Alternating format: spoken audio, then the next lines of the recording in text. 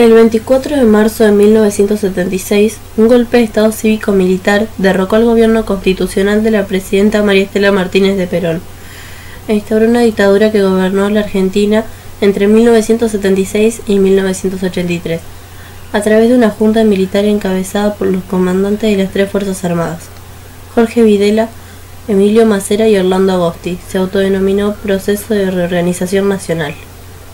¿Qué sentiste cuando te enteraste que el golpe de Estado era un hecho? En parte hubo un alivio porque se vieron momentos muy difíciles, porque los subversivos en su momento estaban haciendo mucho daño a lo que es la sociedad, a la gente. Pero después con el tiempo nos dimos cuenta que fue una equivocación lo que hicieron los militares de hacer un golpe de Estado. Sí, todos sentimos, la verdad, todos sentimos un alivio, pero no sabíamos qué se venía atrás o cómo estaban combatiendo ellos la guerrilla, porque cuando derrotan a Isabel ya comenzaba la guerrilla. ¿En qué etapa de tu vida estabas? En ese momento tenía 20 y pico. Más o menos, 19, 18, más o menos. Tenía entre 22 y 23 años y bueno, fue una etapa muy difícil porque a partir de ese momento se empezó a restringir todas las cosas, en el sentido de circular libremente no se podía y teníamos que rendir cuenta de las cosas que hacíamos continuamente. ¿Afectó esto tu vida en ese momento? Para nada, porque yo vivía en un pueblo chico, no había mayor problema.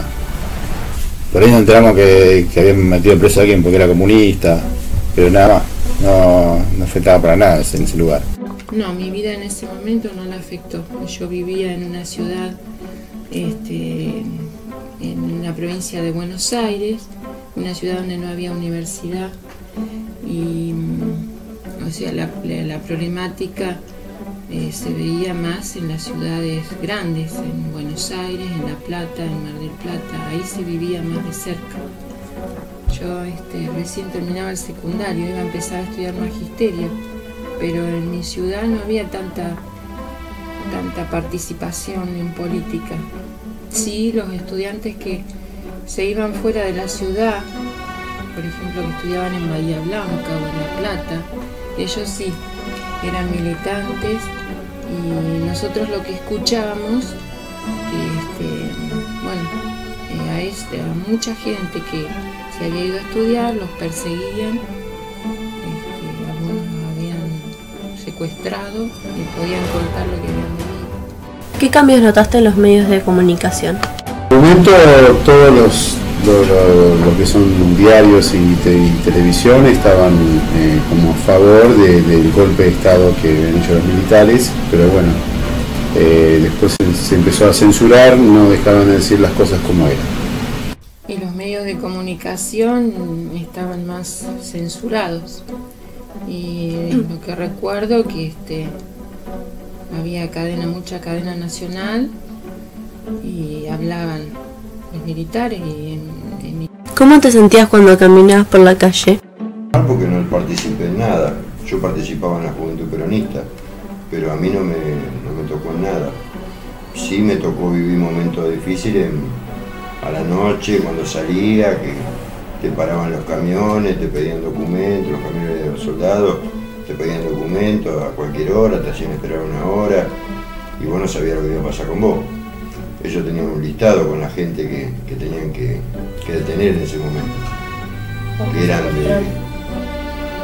que después desaparecieron, muchos, no apareció ninguno. En mi pueblo ningún problema, estaba tranquilo.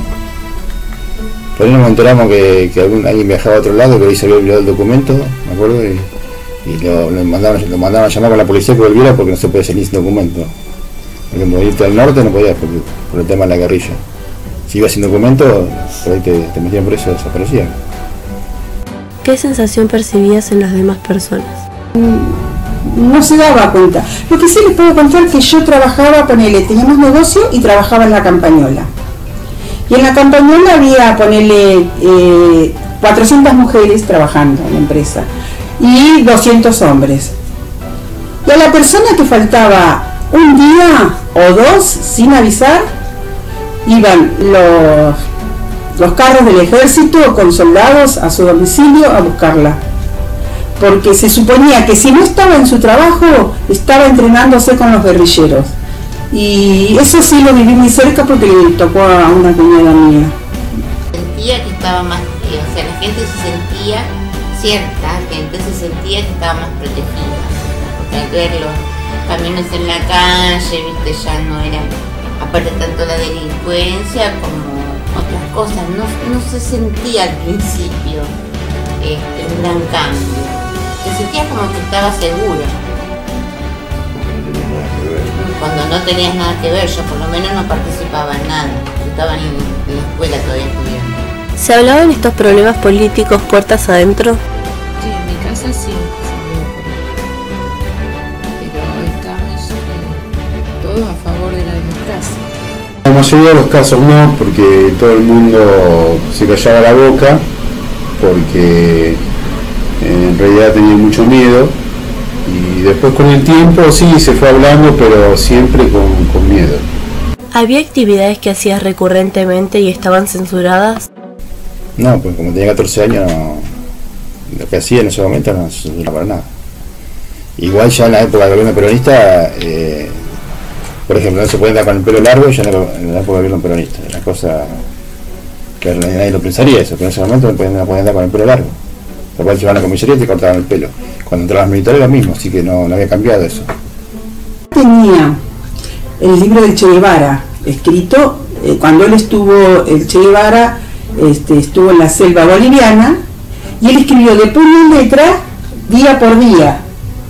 Y era un tipo comunista, ¿viste? La idea de él era comunista. Y bueno, por supuesto que los militares no los querían a la comunista. Y mi mamá del susto tenía miedo que le hallaran en la casa, y tan solo por encontrarle ese libro ella podía ir presa o ser una desaparecida más. Así que le prendió fuego a eso y otras cosas más. ¿Qué pensás con respecto a esta frase de Jorge Rafael Videla? Queremos garantizar la paz en toda la República, para ello acabaremos con la subversión. En un momento la gente se lo creyó y después se dio cuenta que era toda una mentira, que hicieron un desastre en todo el país. Y también la frase que pensaron ellos. La paz para ellos era la paz en los cementerios, ¿no? Nadie podía discutir lo que decían ellos. Lo que ellos querían es, digamos, terminar con la guerrilla y terminar con el modelo económico que había anteriormente. ¿Qué diferencia ves en la juventud de ese momento y la de la actualidad? En ese momento éramos más maduros, éramos más grandes. Cuando teníamos 17, 18, 19 años era otra cosa. Ahora yo veo a la juventud está como más para atrás que para adelante. No madura. En general. Antes éramos más maduros, crecimos más de golpe. Es decir, te hicieron la situación más en ese momento, te hacía madurar y te hacía cuidarte un poco más. Y bueno, éramos gente dentro de todo de trabajo. Y ahora yo veo que la juventud tarda un poquito más. Yo creo que tendría que empezar a madurar y aprender un poco de lo que los mayores le dicen, ¿no? De lo que le cuentan la historia de lo que pasó en su momento. Por ejemplo, ahora la juventud de esta época está menos politizada. En esa época estaba más politizada la juventud. Se pensaba en hacer cosas buenas para el país, en socializar los medios de producción, en repartir